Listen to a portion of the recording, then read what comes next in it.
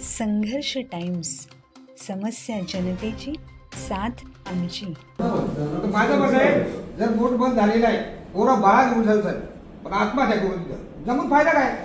2007 ला आपली society register झाली आणि हे लोकांनी आता खेळपट बघला।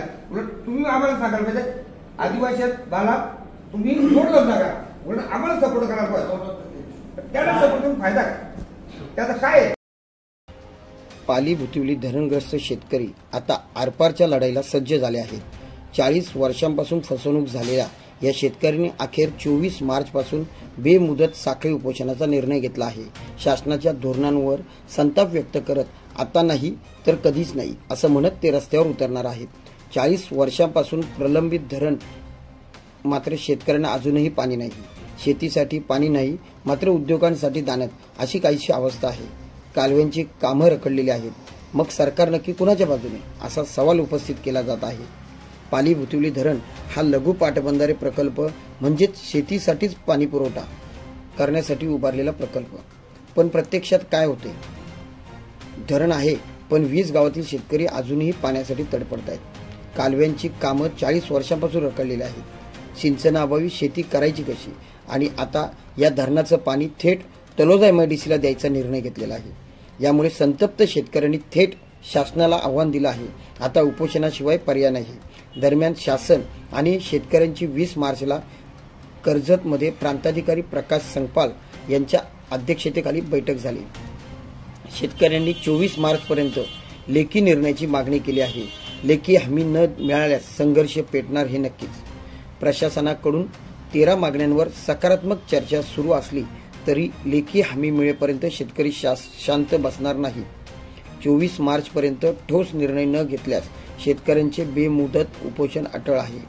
सरकारने दुर्लक्ष केलं तर आंदोलन अधिक तीव्र होईल, असा इशारा संघर्ष समितीने दिला आहे। शेतकरी ठाम आहेत, आता मागण्या मान्य झाल्याच पाहिजेत, नाहीतर सरकारला परिणाम भोगावे लागतील। आमच्या शेतीसाठी पाणी नाही, पण MIDCला पाणी देतात, हा अन्याय नाही का? असे शेतकऱ्यांचे थेट उद्गार आहेत। शेतकऱ्यांच्या काही प्रमुख मागण्या आहेत। कालव्यांची कामं त्वरित पूर्ण करावीत। प्रकल्पग्रस्तांना शासकीय सेवेत कायमस्वरूपी नोकरी द्यावी। कालव्यामुळे खराब झालेल्या जमिनींची नुकसान भरपाई द्यावी। धरणाचं पाणी फक्त सिंचन आणि पिण्यासाठी वापरावं। MIDCला देण्याचा निर्णय त्वरित रद्द करावा। 40 वर्षांपासून प्रलंबित प्रकल्प लवकर पूर्ण करावा। ठेकेदाराच्या मुदतवाढीवर बंदी आणावी, अन्यथा तीव्र आंदोलन छेडण्यात येईल।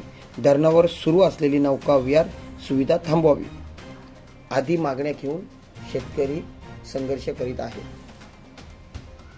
हे प्रकरण कसं वळण घेणार? प्रशासन शेतकऱ्यांच्या मागण्या मान्य करणार का? संघर्ष तीव्र होणार का? हे पाहण्यासाठी तुम्ही पाहत राहा संघर्ष टाइम्स। व्हिडिओला लाईक करा, शेअर करा आणि चॅनल सबस्क्राईब करा।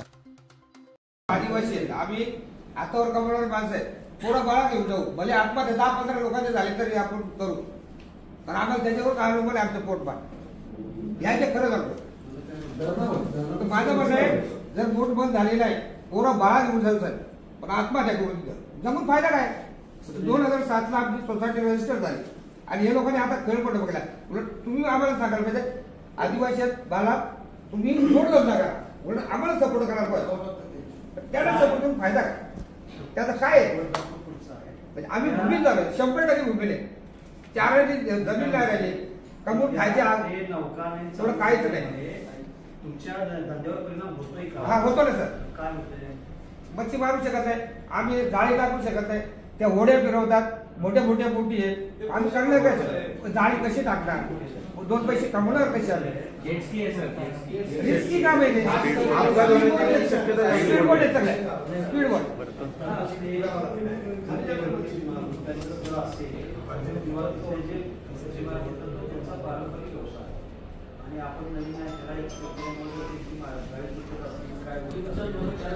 नुकसान भरपाई नाही,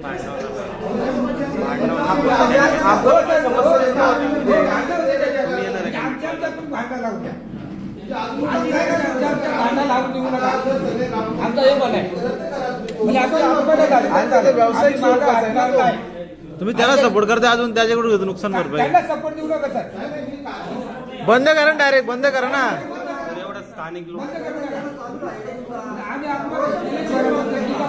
हो डॉक्युमेंट खोटे दिलेत, बंद करून टाका ते. आत्महत्या करू आम्ही 4-10 लोक 15 लोक जाऊ दे, काय फरक नाही पडत. फाशी काय बोलले मला, मी बोलतो आता तुम्हाला काय बोलले का स्थानिक लोक नाराज झाले, आम्ही बंद केली. मी तुम्हाला म्हटलं त्यांनी खोटा ठरवला, तुम्ही बोलले मला आता आम्ही मी लगेच त्याला 15 लाख रिटर्न करतो, बोट बंद करतो. दिलं तुम्हाला माहिती, तुम्हाला माहिती दिलं, तुम्ही काय बोलता मला, तुम्हाला माहिती दिली की ठराव खोटा, तुम्ही काय बोलला, तुम्हाला माहिती दिली ठराव खोटा आहे, एका बद्दल ठरावाचा आमचा विषय नाही, ठरावाचा आमचा विषय नाही. बरोबर आहे ना. मी तेच सांगतो तुम्हाला की तुमचा ठराव द्या. कशासाठी पाहिजे? सर्वस्व रद्द करण्याचा अधिकार शेवटी तुमच्याकडे आहे. मला बोलले सर, तुम्ही मला बोलले का तुम्हाला माहिती दे, मी दिला तुम्हाला होता का ग्रामपंचायतीचा तो विषय नाही, ग्रामपंचायत महत्वाची होती. स्थानिक ग्रामपंचायत 188 त्याचा लवकर चालू होत नव्हतं. तीच छोटी दिली तुम्हाला सांगितलं, मला पत्र विषय नाही, विषय नाही. हे आता पत्र आहे ना आपल्याकडं. सचिन पत्र द्या आता त्यांना, लाईव्ह पत्र द्या, लाईव्ह लगेच तुम्ही हे करा.